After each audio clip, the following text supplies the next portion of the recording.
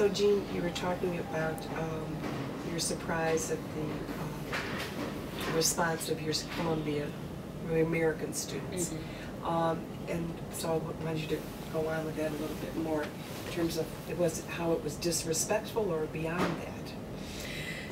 I think what I perceived was fear. The kinds of comments that I heard, I think, had to do with fear. But that's not what they said. They said things like, can you believe that he listens to this kind of music or that kind of music? Why doesn't he have a car? The comments were about material circumstances and surface differences that initially, this was not true for the entire project, but in the first 3 or 4 weeks of our interactions with our South African students, initially my students were very focused on differences, and they felt a bit alienated, and they weren't particularly generous or charitable at first, but it did change over time with a lot of conversations. That surprised me. I was surprised by, well, if not surprised, I was taken aback by some of the comments coming from both sides. Our students were responding to the South African students' disposition on homosexuality. That was a big one, and I was also aware again of the amount of work that we were doing to organize this, the readings, and I thought that Jean really did a great job on that syllabus. We didn't really use everything that we collected. I think that Richard Rodriguez's essay, Aria, I forget the name of it, what was the name of Aria, something of a Memoir of a bilingual childhood. And then there was another essay about the South African woman, I forget her name, please forgive me. Bessie Head, right? And I thought that essay would go over quite well on both sides, and it didn't. It didn't go over well at all, and I was really surprised at that. But Aria went over quite well with a lot of work, with a lot of tinkering, with a lot of modifying. So let me go back a little bit to the homosexual thing, because I need a little more clarification. Right. Who made the comments? What was going on with that? You know, again, I may be conflating my two experiences. Okay. So the second time when Rose and the others went, the other, yeah. and then we really established a reciprocal sharing of files. We'd worked that out to some degree by using blackboards off the shelf, and a lot of the South African students were surprised at the familiarity or the ease with which American students talked about homosexuality. And then the American students were,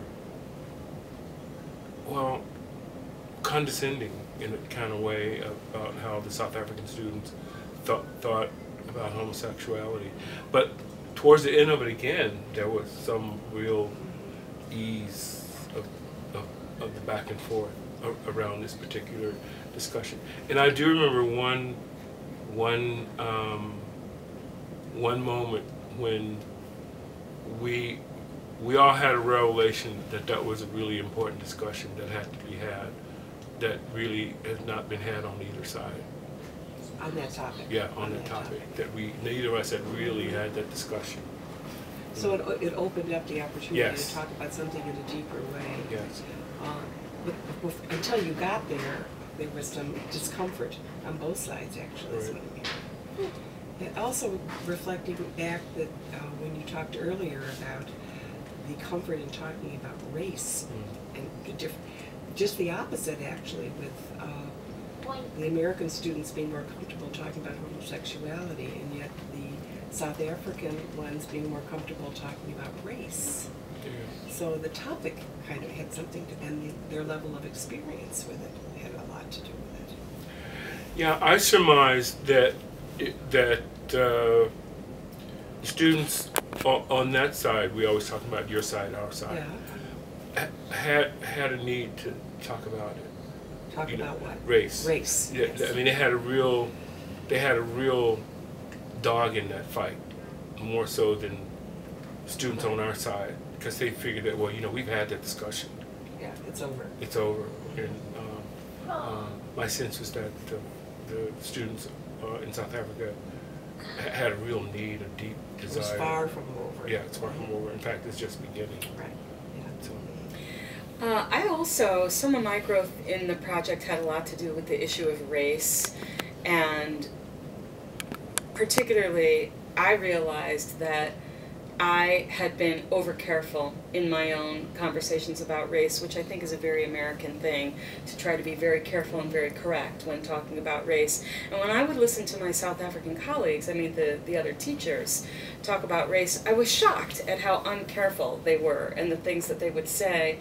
And I learned to be less careful. I learned that conversations about race can be really hampered by too much carefulness. So if I'm afraid to sound stupid, if I'm afraid to make a mistake, if I'm afraid to sound racist, then sometimes I can't express very substantial ideas. And the same is true of my students. So we all learned to be more free in our discussion, less careful, more willing to make mistakes, more willing to appear less than perfect in the way we spoke about race. So that was a big growth area for me and my students. The word that comes to my mind is being authentic. Yes. That the fear fear of speaking in a certain way was a barrier to being your authentic self. There's another scenario quickly. I noticed within the South African group, between the Afrikaners and the Xhosa, that this experiment created what I call it now as a sand boil, where stuff bubbled up. And as an observer of that, I was really surprised at how willing both sides were willing to call it, to say what it was, and that goes along with what Jean's talking about. They had this real notion that this was something that we had to talk about, and in some ways, I after reflecting on it, I'm not sure that they realized how intensely they were talking to each other, until things really start happening later on, and we don't have time to talk about about the whole thing, but the internal discussions revealed something. I agree. I really learned from our South African colleagues how to speak about race, how to talk about race more freely without being held back by that sense of carefulness. Well, we're going to end shortly, but so let's finish up with talking about other people who might want to try a project similar to Sharing Cultures.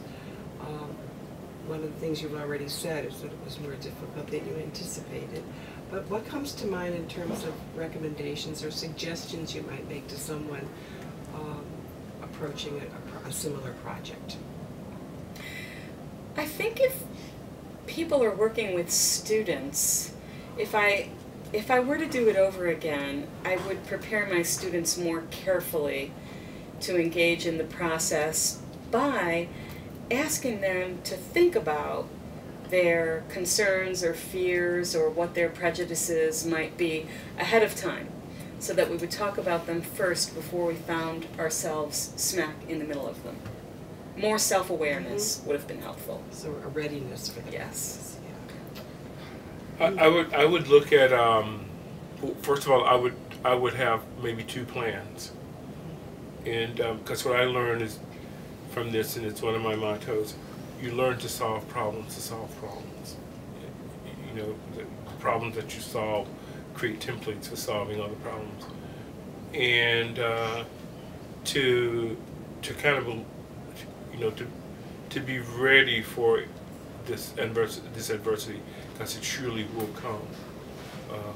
Things over which you have no control, and to find a way really to get people talking quickly in if I may use this term, in an authentic way. I mean, challenge students.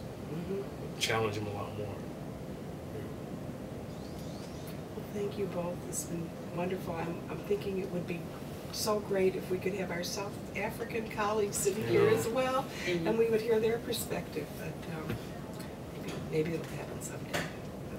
Thanks so much. Thank you.